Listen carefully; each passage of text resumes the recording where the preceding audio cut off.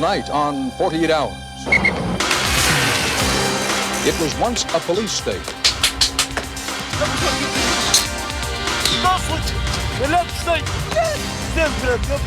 But now the police aren't always in control.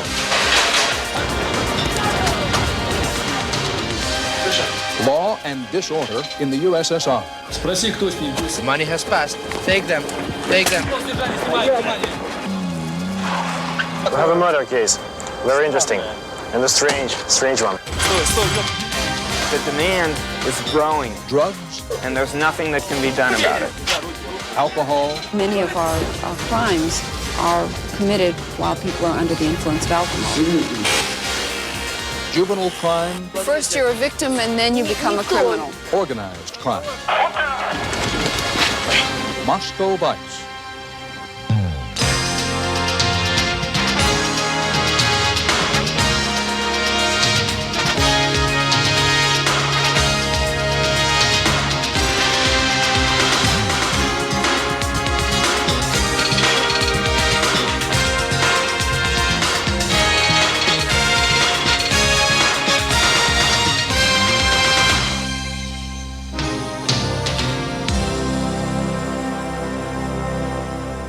Good evening. We're live in Washington, D.C. President Bush is entertaining Soviet President Mikhail Gorbachev at a formal state dinner. While the presidents are wining and dining at the summit, we're going to visit the lower depths of the country Gorbachev left behind. For example, you will see and hear organized crime in Moscow, the new Russian mob. As the Kremlin loosens its grip on its people, the cop on the beat has his hands full. Crime was up 40% just last year. 48 Hours journeyed to the dark side of the new Russian Revolution, from the streets to the precinct house, covering Moscow Vice.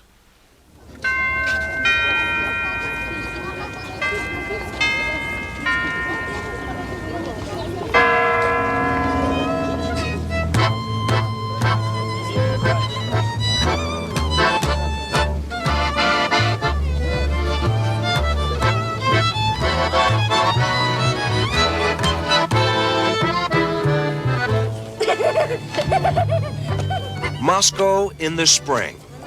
As hardline communism continues to thaw, a new order is emerging here. But for now, no one knows the rules.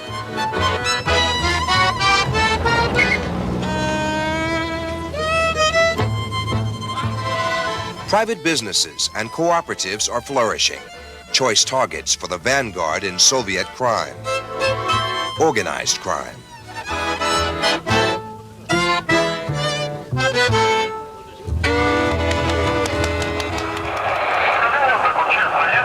A back street in Moscow. A Soviet businessman, threatened by extortionists, keeps his appointment with the local hood. They wanted 5,000 rubles? Yes, they wanted to take my money. They said I would be protected if I gave them money. They said they'd break my legs. But in this deal, the police are watching.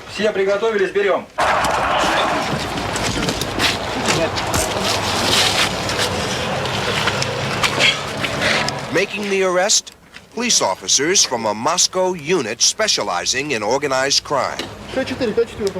Commanding officer on the scene, Alexander Komarov.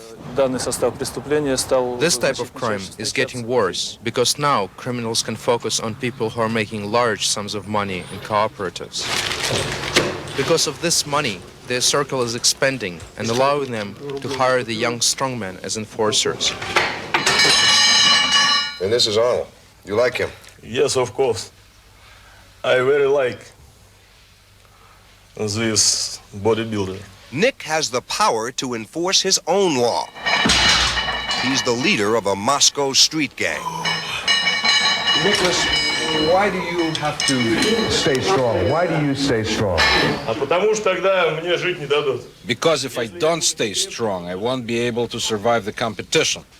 I protect businessmen. That's how I live. Legitimate businesses are not the only prey of Moscow's racketeers. When state-run liquor stores close, black marketeers take up the slack, selling booze at inflated prices and paying street gangs for protection. I don't have to beat their face in. If someone doesn't want to pay, we just take his vodka and smash the bottles. Nothing criminal in that. Nick and his boys are one of many gangs fighting to control turf.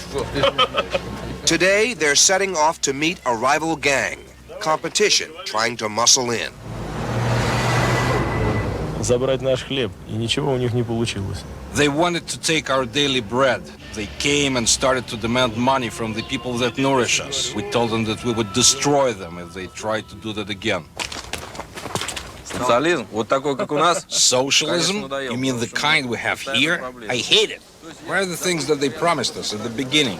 We were promised that it was all for the people. Where is it? I don't understand. I can't help about the shape I'm in. I can't sing, I ain't pretty, and my legs are thin.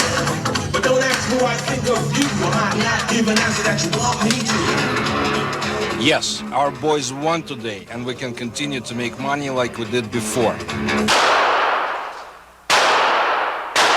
On the front lines in the battle against organized crime, Lieutenant Colonel Alex Komarov, a group leader in a special 102-man force. In today's operation, Alexander's unit is hoping to catch bigger fish, what the Soviets loosely called their own mafia. Their target? Members of an ethnic group called the Chechens, the most brutal gang in Moscow. It's another sting. The victim is a middleman in a black market deal gone bad. Now, the Chechen mafia wants him to pay up 6,000 rubles in a country where most people make only 200 a month. After you give him the money, put the newspaper in your jacket. Then we'll move in. Across the street from the rendezvous, the police set up their observation post and wait for the deal to go down. Спроси, кто с ним, пусть скажут, работает или нет. At 1 o'clock sharp, all the players make their entrance. The victim is talking to the other guy. They're discussing the deal now. As soon as the money is passed, we'll take them. The money has passed. Take them. Take them.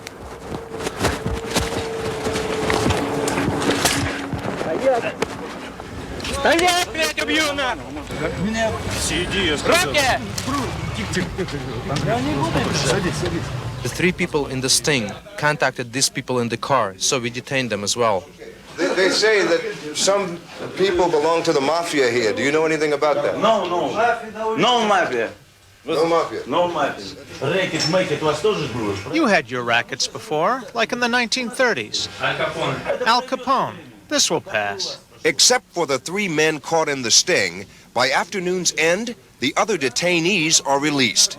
Nothing tied them directly to the crime. This man's parting shot? The mafia is forever. The United States has been criticized for many years as being a society that has corruption and crime. And do you find it ironic that now these things are happening here in this socialist society? In terms of crime, I never differentiated between capitalism and socialism. We all live on the same planet with the same contradictions. What is happening in our country is not because of socialism, it's because of human nature.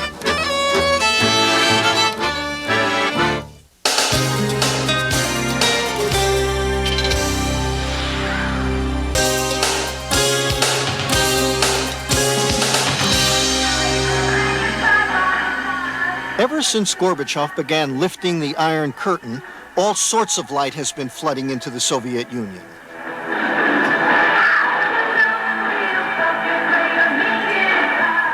In Moscow these days, kids can watch music videos beamed in by satellite from what the old men in the Kremlin used to call the decadent West.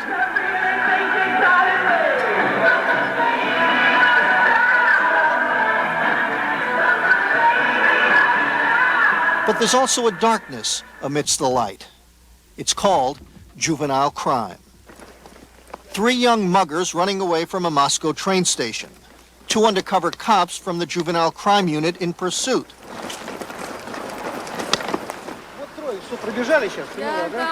A 21-year-old man named Yuri has just been robbed. It's his first time in Moscow. And what'd they take? They stole 20 rubles and his ticket home. 20 rubles, all the money he had, about $3. So what do you do now? А что сейчас будешь делать? Не знаю даже. Надо в вокзале ночевать. I don't even know what I can do. I'm going to have to go back to the train station and spend the night there.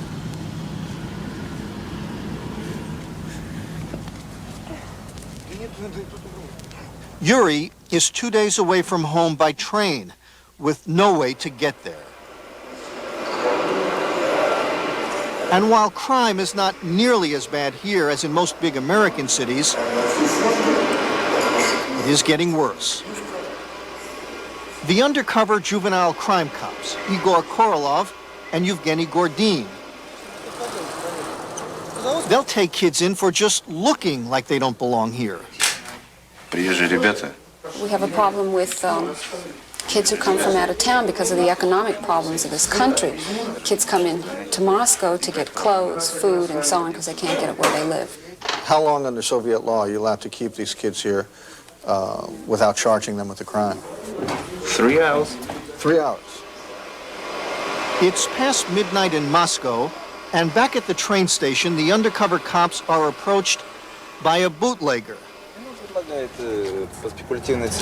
He's offering me wine for black market price. And he won't back off just because of our camera.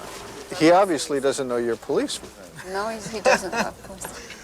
You know, selling wine is illegal. If the cops ever found out, they could arrest you. А бывало, что арестовали. He says he's never been arrested for that, but he's not worried about it happening. You're not worried about it? Why do you do it? Тогда почему вы это делаете? It's against the law. Это же против закона. Every man for himself. Business. It's a business. Okay, good luck. You're going to need it. It's a clear-cut case, but they let him go. Did you feel sorry for him?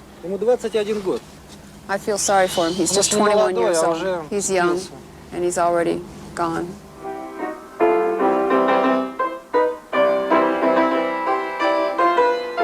I mean that it's sad, you know, because life is changing. Vera Kripanova and her 14-year-old daughter Elizabeth, among Moscow's elite, they see the changes and notice the darkness. And lots of people steal because they feel that it will be worse in the future. So this is the time, the good time for stealing. It's not only for children, it's a mentality. Why are you here in jail? We have stolen sneakers. Sneakers? Sneakers? It's one of the new hot juvenile crimes in the Soviet Union, sneaker snatching. He traveled 900 miles to steal a pair. Now let me make sure I understand this, Alec. You got on a train someplace up the Volga River, traveled a day and a half to Moscow to steal somebody's sneakers? Why sneakers? Moda. Just fashion. Fashion. Just look at our kids. I go to school and I see that they don't believe in anything really. Skeptical. Yeah, they're very skeptical. The wild ones. Moscow style. Wheelies in the night. Police call them the rockers. They live in the shadows of the new Soviet Union, part of it, but mostly apart from it. Do you have any dreams? What do kids want to be? What do you hope for in this new Soviet Union? It's a very interesting question. The thing is that I don't think our generation has anything to dream about. Who do you look up to? Do you have any heroes? No, we don't have any heroes, no idols. Have any of you, honest, been either the victims of crime or have actually committed crimes yourself? We've been victims since we were born. The thing is, first you're a victim and then you become a criminal.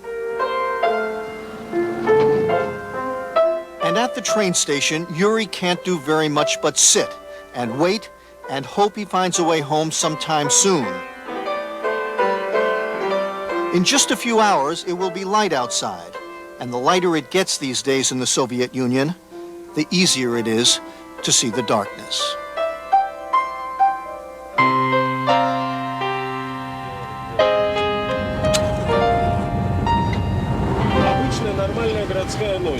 It's a typical night in Leningrad, with its typical nightmares, pleasures, sorrows and joys. Where are we going, Alexander? To the cemetery. Each night, crime reporter Alexander Nevzorov is searching for the underside of life in Leningrad. What's in here? A place where scoundrels hide their illegal profits. His nightly investigative program, 600 Seconds, The money is here. is the most popular show on Soviet television. All the graves are full of pocket change. Our state is built on crime. It's normal life here. To be a criminal is normal. His reports have already forced the head of the Communist Party in Leningrad to resign. Why do you think your program's so popular? Because we hate the Bolshevism, the communism. This is the only reason. I don't like communism. I hate them. Why did the communists let you on the air then? Why did they let you on the air to criticize them? They are weak now. They don't have enough power to stop us. Where are we going? We have a murder case. Very interesting. And a strange one. The TV set is still on in the flat. The murder has just been committed. There is blood everywhere. The murder victim owned one of the new private businesses in the Soviet Union. He was shot in his head. First they had a fight. Nevzorov suspects a mob extortion connection. The man was out of control. Everything is broken in the flat. Why include a gruesome murder on your television show? Our life is bloody. It's an event revealing the character of the city. We show it the way it is, how terrible it is. If we don't remind the public what a criminal society this is, it will be even worse. Let's go. Nevzorov was a stuntman in Russian movies before he came up with the idea for 600 Seconds. At least for now, he is Glasnost's biggest star. Do authorities consider you a threat to them in some way because of your popularity? Yes, they do. They consider me a threat. And they are right. Has anyone ever threatened to hurt you? Yes, I'm alive. Nothing happened to me still. No holes in me, no wounds. This is the knife. Another day, another story. He murdered a pregnant woman whom he stabbed with a knife. A convicted murderer is being sentenced. Many Americans would be surprised at the access that you have to this town. You seem to be able to open any door. I have official sources. I have connections in every militia prison. I have friends everywhere. So the sentence is 13 years in prison and in camp. It should be more severe. It's not enough severe. I would argue with the judge. He knows all the circumstances. But I hate the guy. If it's not a death penalty, for me it's soft. 47 million people will watch Nevzorov tonight. A bigger audience than any news program in the U.S. Bigger than any show on American primetime television.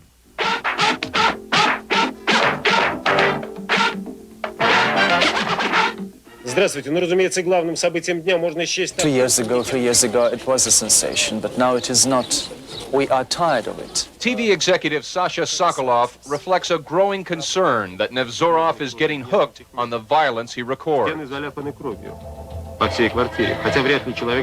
All these black things, black sides of our life, it's not very humane, in my opinion. It's not very humane.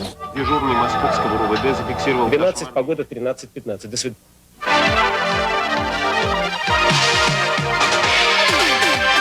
You just finished one show. Are you getting ready for another? Sure. The Soviet Empire is collapsing. It will happen. I feel I can contribute to the collapse of the empire. People will see what's evil, what's bad.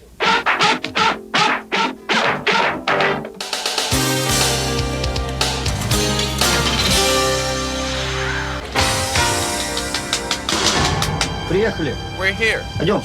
Let's go. A precinct in southwest Moscow. This night, like every night, these cops are on drunk patrol. Do you get hardened to this? I haven't become indifferent to their suffering. And I think about all of the sorrow that they bring their family members. It makes me very sad. 80% of the crime here is linked to alcohol abuse. Its effect may even be more devastating on Soviet society than drugs are in the United States. The lady there in the white jacket is a psychiatrist. She was a member of the group that I trained. Leo Kiley is an American with a unique perspective on the problem. Now she realizes that alcoholics are more sensitive, perhaps, than the ordinary person. He is a recovering alcoholic, and 4 years ago, he came to work at this Moscow hospital. And you're sort of expected, if you're one of the boys, to continue drinking. This bottoms up every time. Yeah, you drink it straight down, one shot, and no pausing in between. You're not a real man unless you drink, and you drink, as fast and as much as everyone else. Kiley is responsible for bringing the techniques of Alcoholics Anonymous to the Soviet Union. At first, there was a lot of resistance. The social system of the Soviet Union, groups of people getting together and sharing things at this level, was probably considered pretty dangerous, possibly subversive. Probably 5 years ago, this would be unheard of or unthinkable. Despite some progress in treatment, government figures are not encouraging. Last year alone, the sale of alcohol increased 20%.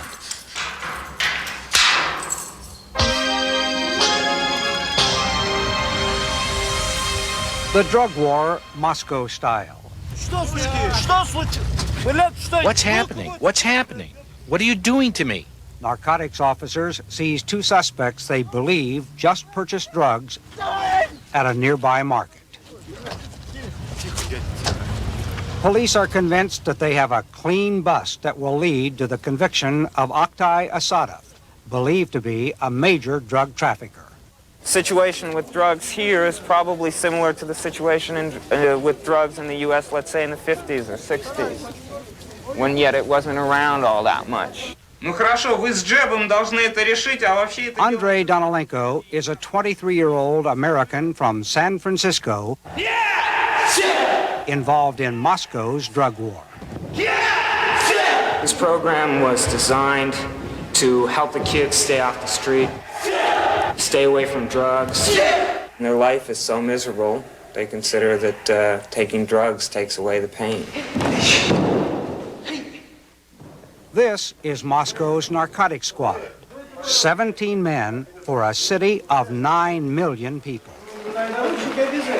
Last year, they detained about 4,000. Only about 300 went to prison. My name is Valentin Chikolin. I've worked 23 years with the police, the last 12 in the fight against drugs. Chikolin says he hopes the cops are winning, but concedes the situation is serious. Today we're going to Chiryamushki Market, where people are suspected of buying and selling drugs. There could be some physical violence, but our guys are well prepared for these moments.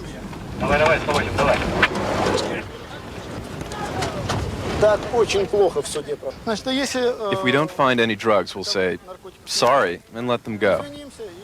And in this case, no drugs were found, and the suspects were eventually released.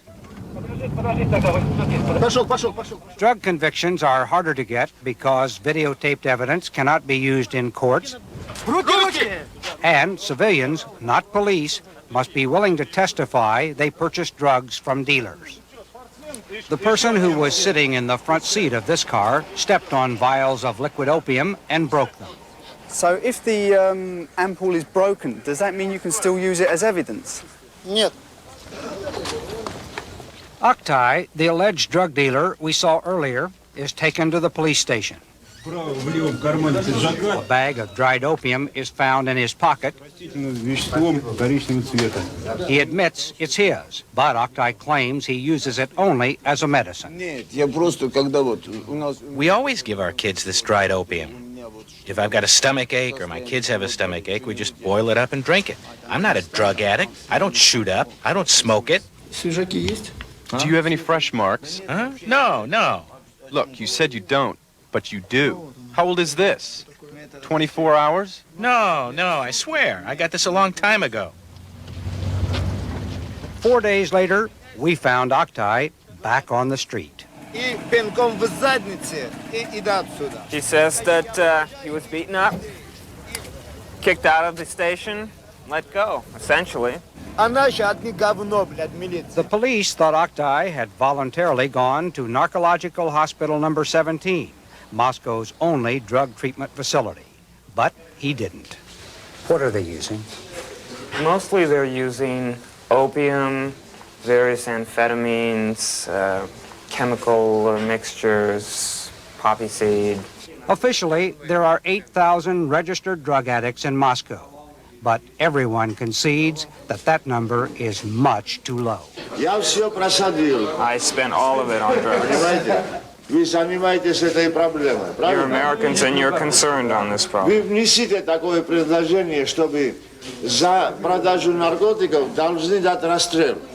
should make sure that people who sell drugs should be shot. Why don't you find cocaine and crack and crank and all these other things here in the Soviet Union? Because the drug cartels don't feel that it's yet profitable to bring that in. As soon as they can see a profit, a way of taking money out of this country, they will start coming in large quantities.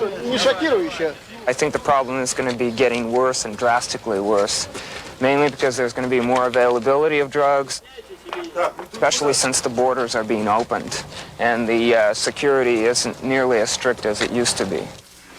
So drugs will definitely become a very large problem soon and possibly even catch up to the U.S.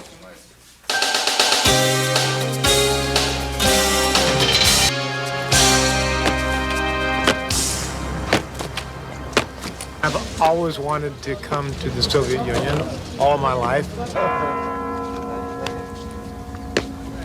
My assumption has always been that they live in a police state, that the police more or less have their way. These Kremlin walls, they are built in 15th century. I'm just really interested to see how they relate to the community. If they don't sound like your typical American tourists, I work in assaults, shooting, stabbings, and beatings. That's because they aren't. They're cops from San Jose, California, here to take a look at Russia and the Soviet Metropolitan Police. California, USA. Well, they have another one.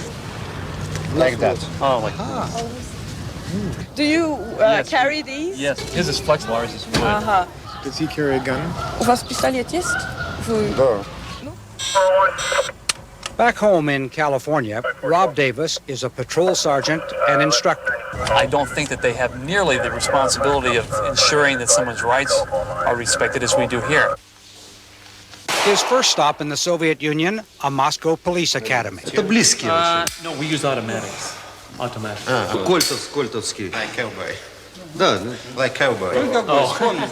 Maybe I'll be pleasantly surprised and find out that they do go out of their way to respect individual rights. But my feeling is that they probably don't because they don't have to.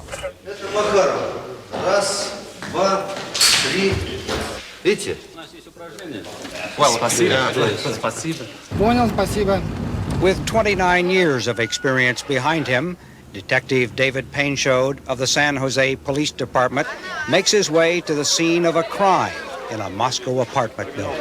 Because of my background in the detective bureau, it's right up my alley. Я вызываю лифт. Спускается какой-то кровавый мужчина лежит. Detective Painchode is astonished to find the police are not in control of the crime scene. In the U.S., what we would do first off is protect the scene. But here at this crime scene, it appears to be the spectators who have the power over the police. There were probably a couple of hundred people who seemed to be entertained with what was going on. The public are not oppressed by the police. It's the other way around. Do you have more police power in San Jose than they have here? That's the way it seems to me. I think most of us have grown up with this attitude or this belief that perhaps in the Soviet Union there was a heavy-handed police state And my experience after having ridden along with these officers last night was that that's not the case. If they saw somebody commit a crime and they could not get another citizen to act as a witness in court, they could not arrest the person. How would this kind of a system affect what you do back in San? We'd have a very difficult time making half the cases we make. Is it now easier to be a Moscow cop with what has happened nationally with Gorbachev and how things have changed? It's harder because many people don't understand democracy correctly. They think democracy means that everything is allowed. But the law is the law. People are people. The police work here in the Soviet Union really is not that much different than the police work in the United States. How do you do? Good. Very good. Obviously, they're a little bit behind technically, but you know, all of the good technology isn't going to do you any good if you don't have a good cop sitting in the seat. Hopefully, someday he'll be able to come and visit with us. Спасибо, eh? Thank you.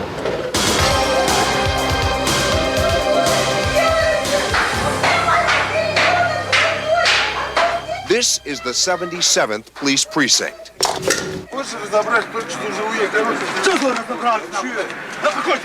Located in a district with one of the highest crime rates in Moscow. 100 police officers on call for 100,000 people. For 1 week, we followed beat cops like Vasily Filionov on tour of the seamier side of Soviet life. Do you see those hookers? He's trying to bribe the door lady to let them in.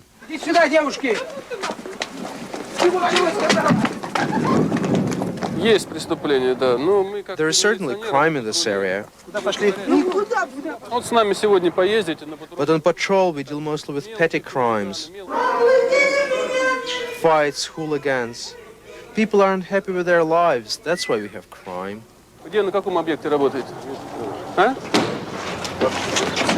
Why did you stop him? This guy should be working and he's standing in line for a beer. Not only is he going to pay a fine, but his job will be notified. And if he's in line for an apartment or a vacation, he's going to go to the end of that line. I didn't have the right bus pass, so they brought me here. All Soviet citizens must carry an internal passport that restricts where they can live, a remnant of the police state. They are pigs. They're not normal. But the old fear of the police is gone. 268 policemen were killed last year in the Soviet Union versus only 70 in America. We deal with criminals every day. They have no reason to love us, and crime is definitely on the rise. In fact, crime rates here in the Kirov district, which includes the 77th precinct, have almost doubled in 1 year. Alexander Puzarevsky heads Kirov's Department of Criminal Investigations. Crime is rising, not because of glasnost to Gorbachev's democracy, but because of the economic crisis we're in. Our economy is collapsing. That is the reason for growing crime.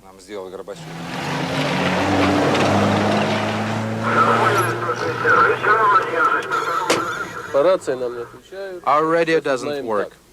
We're gonna have to go in and find out what the next call is. In the 77th precinct, the police state is in a state of disrepair. You can't really call this equipment. This is a transmission to this new Moskvich. They took it apart and said they will fix it, but they never did. It's 3 months already. They promise and promise, and they don't have the parts.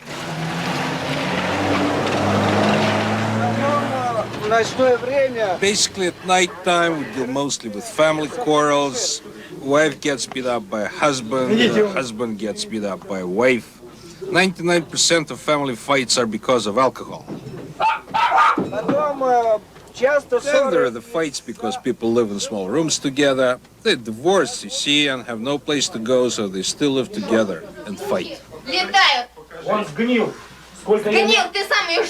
It's an all too common scenario. I don't want to live with you. No, you're the one that's impossible to live with. In a communal apartment where there's no room for reason, a divorced couple shares half of one flat. I'm not from Moscow, so she got an extra room when she married me. Now they want to kick me out. He doesn't want a wife.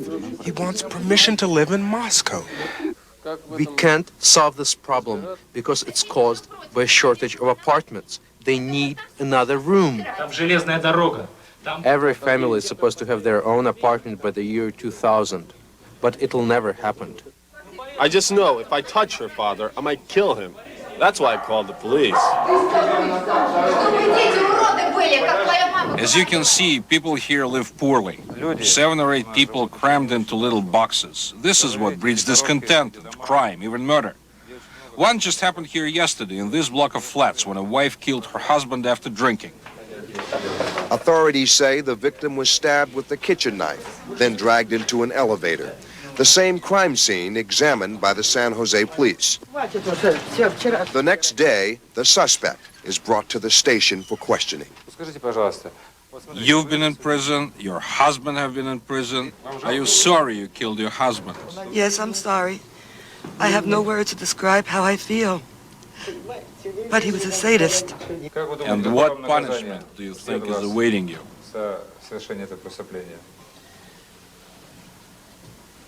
Article 103, murder.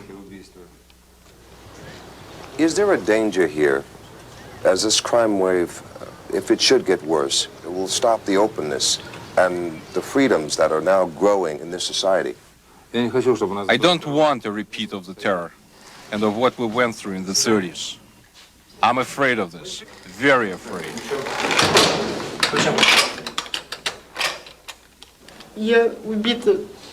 I feel like I killed myself. All those years. It's a nightmare.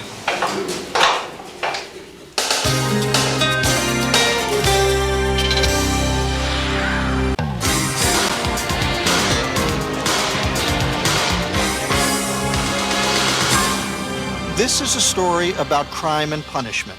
Sergei Batinin, the accused. He started beating me. Just self-defense only. The victim, Demil Gizatulin. How badly were you wounded? I was almost dead. And the defense lawyer, Konstantin Batmanov. The accused says he stabbed the man and that was just by accident. That will be our case today. It's a case about a love triangle, about 2 men, a woman, and a knife. Batinin, the defendant, could get up to 8 years at hard labor. There is no jury, just a judge and 2 private citizens. And in a Soviet court, the judge routinely asks questions. She's not so much a referee as she is an interrogator to draw out the facts. The defendant. He started beating me. What did you do, the judge asks. I took the knife.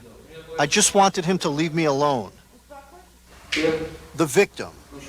Batinin came into the apartment. He took out a knife. He started waving it around. And he stabbed me in the stomach. The prosecutor. He should be sent away for 6 years. The defense lawyer.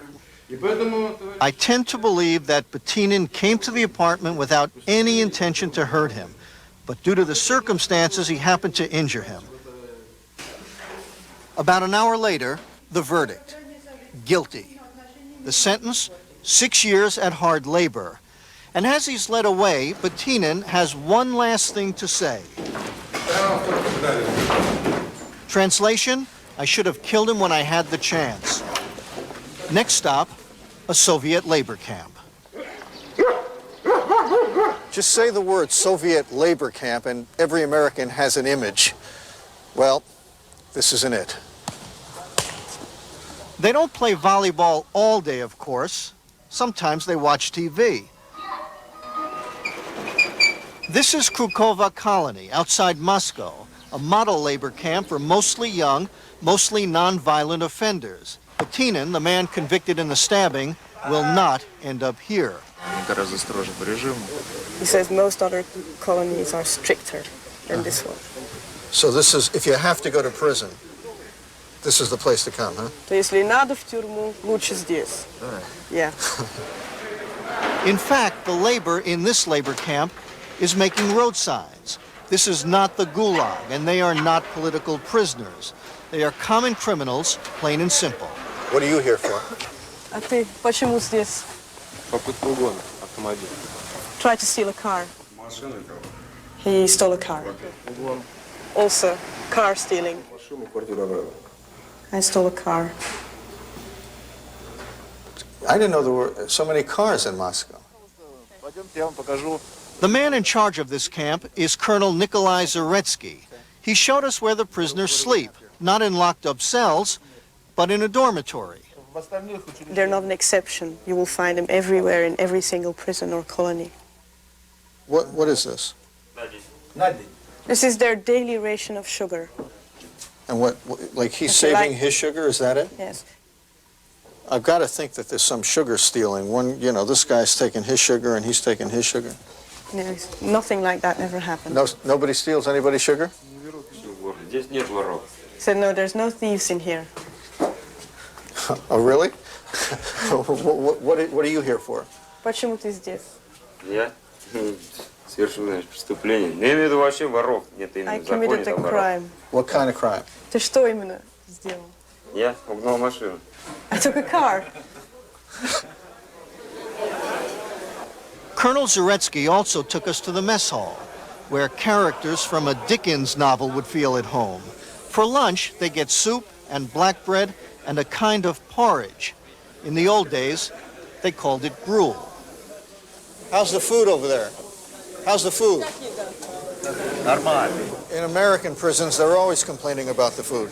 Whenever I hear, it's that always American prisoners are complaining. Not these guys. They never complain, right? No, nobody complains. Colonel Zaretsky told us nothing was off limits, that we could go and see anything we wanted. We asked to see the place where he puts prisoners considered troublemakers. Zaretsky took us to the punishment cells. What are they in there for? Just not listening, not doing what they were asked. And so they got 15 days.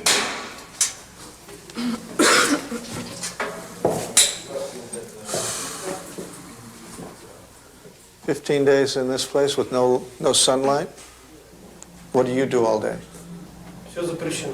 No, we can't do anything. We're not allowed to do anything. So you just sit or stand or sleep Что сидишь, all day? стоишь или спишь? Он в таком положении стоящем. Yeah. Лежать днем нельзя. No, we can't lay down. We just have to stand up or sit all day. What do you do when you want to sleep? Спать как? А вот поднимается вот это сооружение. This, in the evening, this goes up. So at night you can... Yeah. Let me see. This is the way they do it. That's your bed. That's the way they sleep. Do you have covers? Blanket? У вас есть там одеяло, что? Вообще ничего, прям так. No, nothing. We just sleep Pillow? like this. Pillow? Подушка? Нет, ничего. No, nothing. Life is changing by the minute in just about every corner of the Soviet Union. But not in this corner.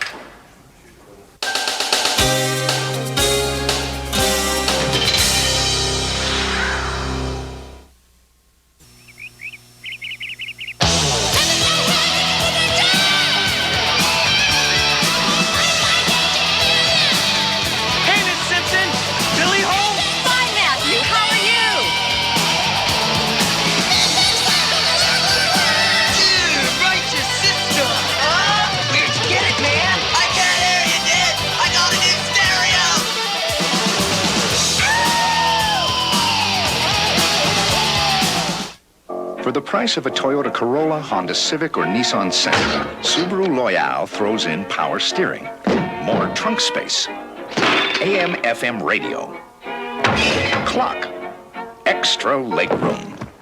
Better yet, these features come completely installed. When you see the new Loyale series at your Subaru dealer, you'll find we throw in a lot more car than you pay for. Subaru. We built our reputation by building a better car. 1874, the first transatlantic cable connecting Ireland and America. It was made by Siemens. That was then. This is now. Today, Siemens makes telephone switches that handle 1 million calls in a single hour, carry voice, text, and data on a single phone line. And at 23 research sites in America, the people of Siemens are developing technologies to connect us all to the future. Siemens, precision thinking. It's Red Lobster's Lobster Fest. Try a rock lobster tail with scampi and fried shrimp. Our lobster and 15 shrimp special, just $10.99. Only at Red Lobster. Ever find this in your freezer? What is it? How long's it been there? It won't confess. I'm a chicken from last May. That's why I love the new Right On Labels on Ziploc freezer bags. If I want a mystery, I'll read Sherlock Holmes. Put your trust in a Ziploc bag. You know, before Mikhail Gorbachev and his new Russian Revolution came to power, neither we nor the Soviet people would have heard or seen what you saw tonight on 48 Hours. And it's important to note that while the Soviet crime problem is real and deep, it's still nothing like what you could find just a few blocks from tonight's state dinner here in Washington. Something unexpected in those Washington streets earlier this evening. Mikhail Gorbachev popped out of his limousine to be seen pressing the flesh and mingling with some startled Americans. And another development. About the time the state dinner got underway tonight, there was word of new ideas and some possible movement on one of the most difficult summit issues, whether a united Germany should be a political and military member of NATO. Gorbachev said something had emerged on the German question. At the dinner tonight, President Bush heaped praise on Gorbachev and talked up the whole new relationship with the Soviet Union. Mr. President, you deserve great credit for the course that you've chosen, for the political and economic reforms that you've introduced, and for creating within the Soviet Union this commitment to change. We want to see perestroika succeed. We want to see this transition now underway in the Soviet Union maintain its momentum. I cannot say yet how we are going to conclude this meeting, what the results would be. That would be premature. But I think that my talk today with the President and also the meeting of the delegations makes it possible to expect major results from this meeting. And maybe even major results, the biggest results compared to all the other meetings, previous Soviet-American summits. Maybe I'm too optimistic, but let's wait and see. We have 2 days. I believe that maybe we will have those major results. Stay tuned to this CBS station for continuing and comprehensive summit coverage, including that which will be on tonight's late local news. I'm Dan Rather reporting tonight from Washington, and that's 48 Hours for this week. Now, here's a look ahead to our next report, a special night in time, Wednesday at 10 o'clock, 9 Central and Mountain.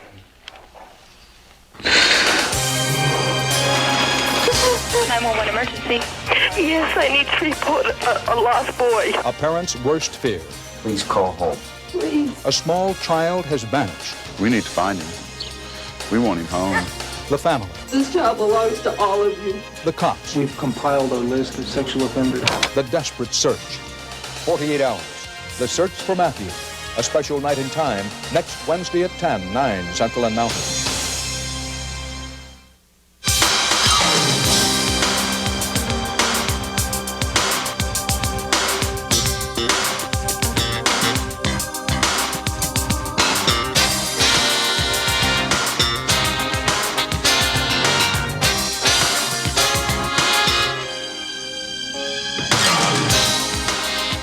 Sunday night, Dustin Hoffman, Tyne Daly, Kevin Kline, Jessica Tandy, Lily Tomlin, and Morgan Freeman are all scheduled to join Kathleen Turner for Broadway's biggest night. Get ready for the 44th Annual Tony Awards, Sunday night on CBS.